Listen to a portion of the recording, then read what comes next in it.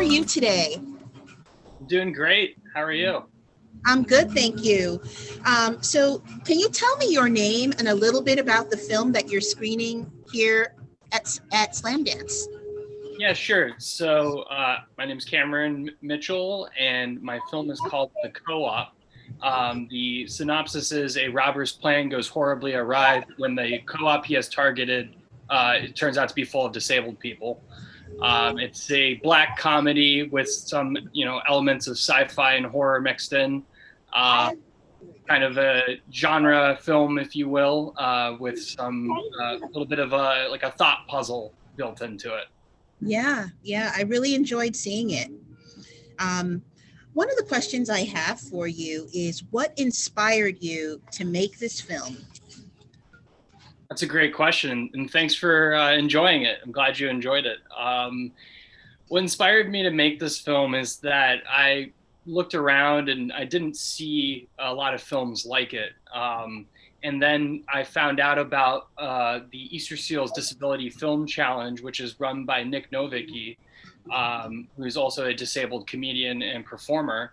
And so, that combined with, my desire to kind of want to make a film that had some, proper representation in it, spurred me on to kind of come up with this. Cause, I kind of sat down in the script writing process and I was like, okay, like what kind of situation could you see where, there would mostly be disabled people? That's not an institution or a hospital, it's because of the way that, our society is designed structurally, it's rare, I think, that, you'll see disabled people out in public, let alone,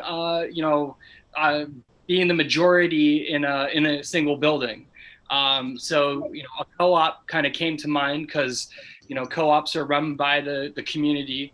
And, that kind of spoke to this metaphorical message I was going for. Although I will say it initially was a diner. So I just thought, okay, maybe an accessible diner would be a rational, reasonable meeting point where you might run into a lot of people with disabilities. But we actually had a diner location. We lost it last minute. And then we ended up with a co-op, which I think was even better. So it all worked out. Awesome. Do you work in the field of disabilities or with people with disabilities? What came you to embrace this subject matter? Right. So my folks are professors of disability studies, David Mitchell and Sharon Snyder. They've written several books on the topic and, are pretty influential in the field, if I do say so myself. They've kind of raised me with this perspective, also having a father and sister who are wheelchair users and have, visible disabilities. And also myself, I have sleep apnea, which I consider to be, a disability that kind of makes me reorient or rethink my day, which is what I would consider a disability. Anything that kind of interrupts you in a quote unquote normal life or process, it's something that like that. Mm-hmm. Thank you. One of the moments that struck me as most poignant was when the man who is in the first wheelchair has his wheelchair stripped away from him by the robber. Can you explain to us what you were thinking in that moment, in the writing of it, and perhaps even in the directing of it? Right. Yeah, so that's kind of a scene from my own childhood, so to speak. I frequently pick my father in and out of his wheelchair to carry him into physically inaccessible spaces. And so I wanted to work that into a film somehow. And also, my father is in the film. He's an actor. It's his first acting role, so to speak. And I thought that was funny. I wanted, somebody from disability studies in the film. So I was happy when he agreed to be a part of this wild experiment. And yeah, so the robber picking him out of the chair, that's got several levels to it, right? So First of all, it's the robber's inherent assumption that disabled people don't hold any worth or value, right? So, David, my father, who's also, his name is David, his character's name is David, he points out, my chair is actually probably one of the biggest scores you might have in a robbery of a grocery store. And so, this is kind of the turning point where we see the robbers start to consider what he might consider a paradox or something that contradicts his worldview. And so, he asks him to get out of the chair. My father says, "You'll have to help me." And then we see a little bit more of this unraveling of this worldview. He says, this is just an excuse to cut lines, all of these like kind of nasty thoughts that I think we see, judgments in passing that one might have of a disabled body, in a visible space. And so he eventually realizes, like, well, no, wait, I'm going to have to help him out of the chair. And so we have this kind of ironic, satirical contradiction of disabled people helping the robber kind of do his job better, which I think is like a perspective that disabled people often can offer to the world, is, if we would only just listen to them, they're on our side. Even a robber who might have been eschewed or thrown away by society and now has been forced out of desperation into, robbing a grocery store. Disabled people know that feeling too. Awesome. Thank you. What are you interested in getting out of this experience of screening your film at Slamdance? Right. So it's pretty exciting to be, at the inaugural year of their Unstoppable program, which is a program specifically geared to films by and for people with disabilities, but also for everybody, right? Because this is content that, frankly, we all need to consume, and we need to consume more of it because it's a representation. It really matters in terms of changing perspective. And I think film is just such a tool of empathy. It really puts you in a particular person's shoes, or has that ability to kind of reach out between two worlds that might otherwise haven't been connected. So really, above all, I hope that the Co-op and the other films in the Unstoppable category give people exposure to an experience that they might not have considered or had exposure to before. Thank you. Did you see the film Clerks ever? Yes. Did that have any inspiration on you?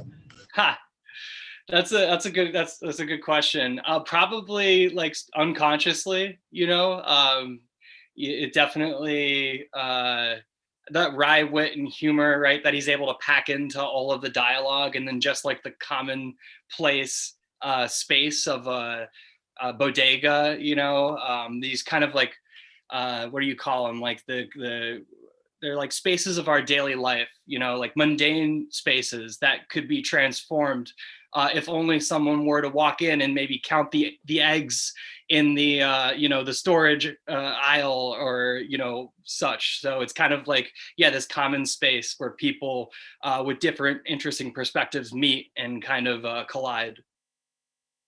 Awesome. Can you tell us a little bit about your background in film or the arts or otherwise? Yeah, so I'm a director and cinematographer, freelancer, and I've kind of really enjoyed the opportunity to get to study movies from the seat of the cinematographer. I've also been a camera assistant, a production assistant, a gaffer. I've really done every G&E position on set. So kind of, I went to school for film at Temple University and graduated in 2013. And then kind of ever since then, I've been on set and kind of just learning and observing and waiting, biding my time for the moment where I felt ready. And this was kind of that time for me. It felt like this was, starting to get attention, and that there would be a space for it. So, as an artist, I would say I come from a background of visual anthropology, which is more of a documentary background. But because of my work in the narrative space since graduating college, I've got a melding of like visual anthropology, but then also, your tentpole, feature films. I'm a big fan of, cinematographers like Gordon Willis, Roger Deakins. I've really studied the craft of cinematography, so I've got that kind of going. And then also a huge fan of visual anthropologist directors like, Doug O'Rourke and D.A. Pennebaker, the guys that are more of the MIT class of, and also Dogma 95 a little bit, but I would say the MIT guys more so. What would you like to have happen in this film as far as distribution of it? So I think honestly, it's kind of already surpassing my wildest dreams of distribution. The word on the street is that Hulu is picking up every film from the Unstoppable category, which is really exciting. And I'm really psyched to see it because I know that they have had a disability section that they're trying to work on and build. So I'll be really curious to see how that gets rolled out and played with, because I really do think that film can be a movement for disabled people, that we can really start to see into these, lives that have kind of been hidden from us, or, we haven't had the privilege of experiencing because of various physical and social economic boundaries. Did you have any opportunity to incorporate people with disabilities into your crew or development process? Right. So the way I found most success as a director in doing that is in the writing phase and also in the rehearsal phase. The most important thing, I think, that, because not all disabilities are similar or even, in the same stratosphere. So it's really important to, kind of, consult every step of the way. So, I wrote the script with certain people in mind for the roles, people that I went to high school with, that I went to college with, that I've had exposure to, in various ways in friend circles and things like that. Some of them, not even necessarily actors before this moment. They had a varying range of experience. Brittany Blythe, who plays the role of Barb, she had some modeling experience and some commercial experience. But, really, I kind of wanted to do a film that exercised this idea that people can give Oscar-winning performances of themselves if you just simply don't ask them to act, right? So kind of this film is like me putting my money on the line and being like, okay, we've got varying levels of experience here. But if this role is designed for you, and if we talk about it the whole time, and I'm open-minded about dialogue and how things might unravel, what will we get? Awesome. Thank you so much for this interview. It's been really great learning your perspective on your film. And I'd love to just, if you could, I'm going to mute myself because we have a bit of noise here. But if you just say, my name is, and my film's at Slamdance, or something to that effect, because we'd love to have you saying that at the start of this interview. Right. I'm going to mute myself first. Yeah. So my name's Cameron S. Mitchell. I directed The Co-op, which is screening at the 2021 Slamdance Film Festival this year in the Unstoppable category. Awesome. Thank you so much for this interview, Cameron. And it's been great meeting you. Your film, and obviously we'll be at Slamdance, but we'll have an article about it on the Hudsonian. And we'll also put a podcast of this interview on the Image Quilt website, which is my own production company. That's awesome. Is it going to be, is there going to be a video posted of it at all, or just the audio? The video of the Zoom, yes. Oh, okay, great. Because I find that I get more engagement kind of from like the visual, if I've got some visual, tag along. So like I've recorded some of the ones that were just going to be podcasts, but I figured since you asked for like the trailer and stuff like that, there was going to be like some visual component to it, which is great. Awesome. So, and I will send you a copy of it.